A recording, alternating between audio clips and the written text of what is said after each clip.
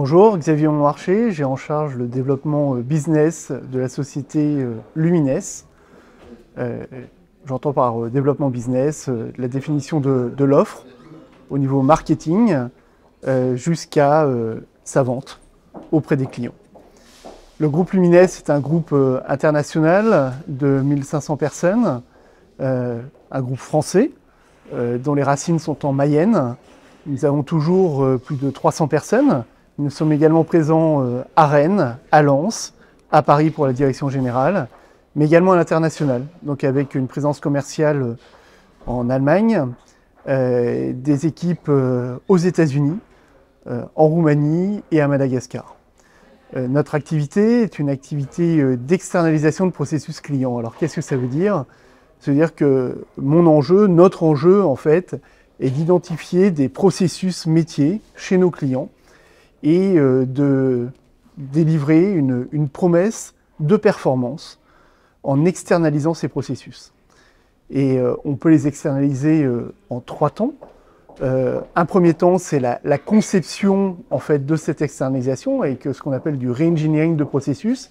En gros, organiser différemment cette production, ce front de client, les back-office, en les mutualisant également avec d'autres par rapport à d'autres clients.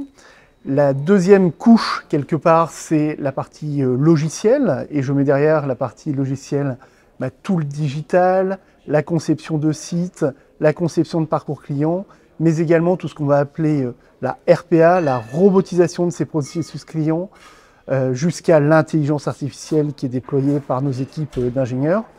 Et puis la troisième couche, qui est la couche humaine, très importante, ce sont les gestionnaires, les opérateurs qui sont dans nos centres de production et qui, eux, ont la connaissance fine du métier de nos clients et qui vont agir quelque part en débordement de l'automatisation qu'on promet à nos clients pour pouvoir fournir un service de bout en bout et complet par rapport à l'engagement qu'on prend d'externalisation de ce service.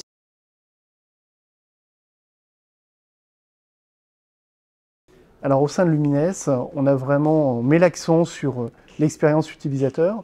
On a d'ailleurs racheté une agence digitale il y a 4 ans. C'est un point qui est très important et l'agence digitale, on l'a dans un premier temps positionnée à côté de nos activités principales.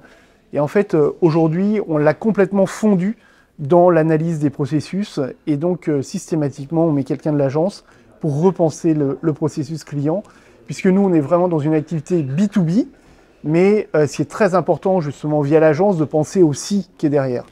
Et donc, les points de friction qu'on essaye de résoudre, en fait, c'est la fluidité du parcours avec une contrainte, c'est-à-dire en prenant en compte la contrainte de notre client direct, et donc en particulier sur les parcours d'entrée en relation digitale, qu'on essaye de fluidifier un maximum en mode phygital, c'est-à-dire en mode et online et processus documentaire papier traditionnel.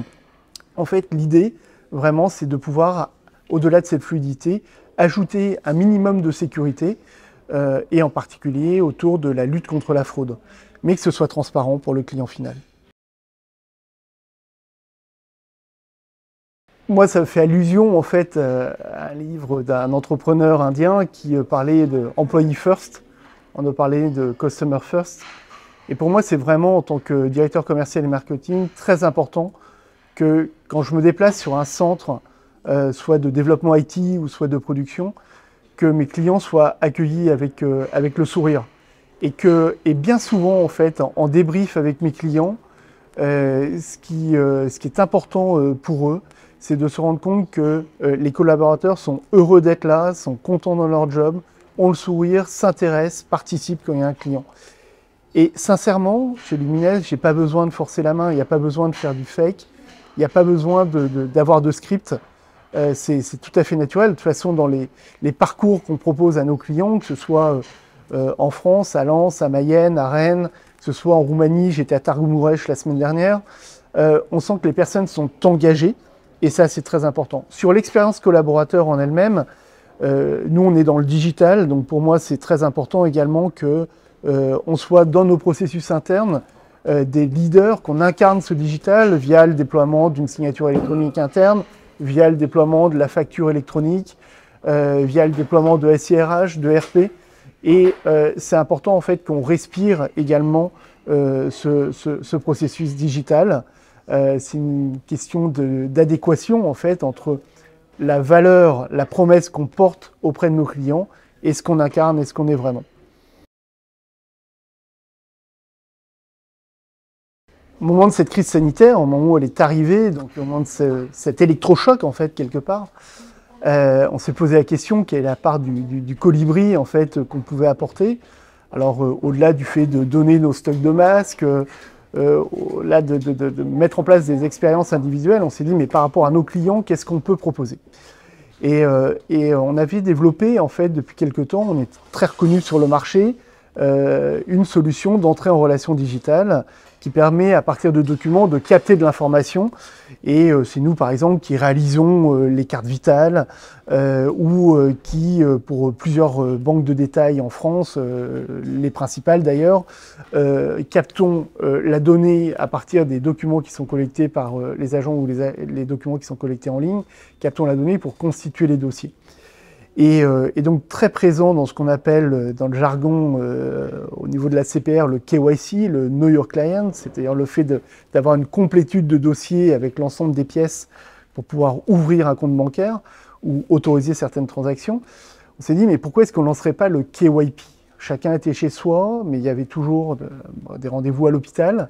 Et à l'hôpital, comme vous le savez, il y a deux files d'attente quelque part. Il y a la file d'attente administrative et la file d'attente médicale.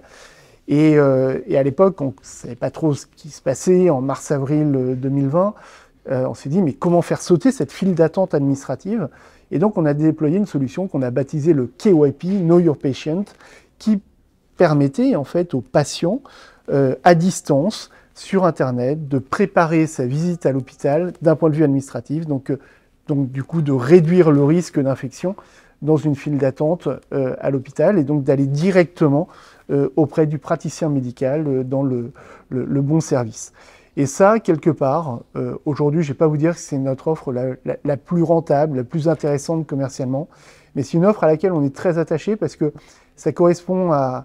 C'est un petit marqueur par rapport à cette période que j'espère est derrière nous et qu'on ne revivra plus, mais qui nous rappelle en fait qu'on s'est posé à un moment donné, on s'est dit mais comment on peut apporter notre pierre?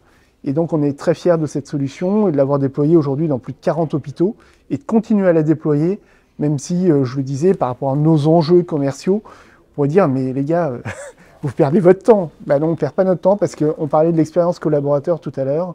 Et pour moi, ça fait partie aussi de la manière de créer de l'engagement au sein de la société. C'est de dire, bah oui, on a apporté notre pierre à l'édifice.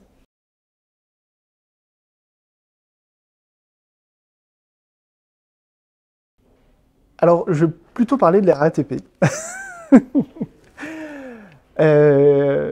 Moi, ce que je change dans ce cas-là, c'est que je propose d'aider les usagers de la RATP à vivre une meilleure expérience client en ayant des messages d'information à destination des autres usagers.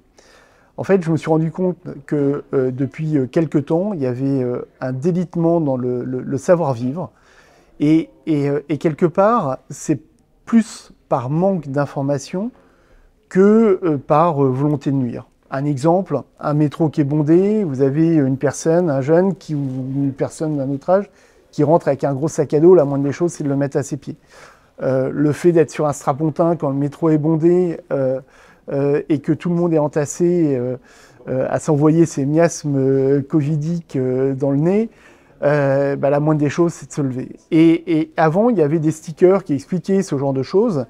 Et c'est vrai que tout le monde n'a pas bénéficié en fait du même niveau d'éducation. Et je pense que voilà, c'est pas une volonté de mal faire, c'est simplement une méconnaissance des règles élémentaires de savoir-vivre, du vivre en commun. Et je pense qu'un rappel régulier, en plusieurs langues également, permettrait en fait d'améliorer, d'éviter la frustration de certains usagers.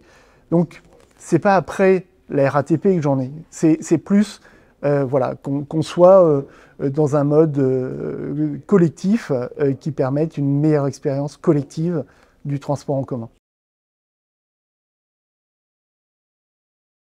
Bah, je vais en choisir une autre. Moi, déjà, je trouve ça sympa.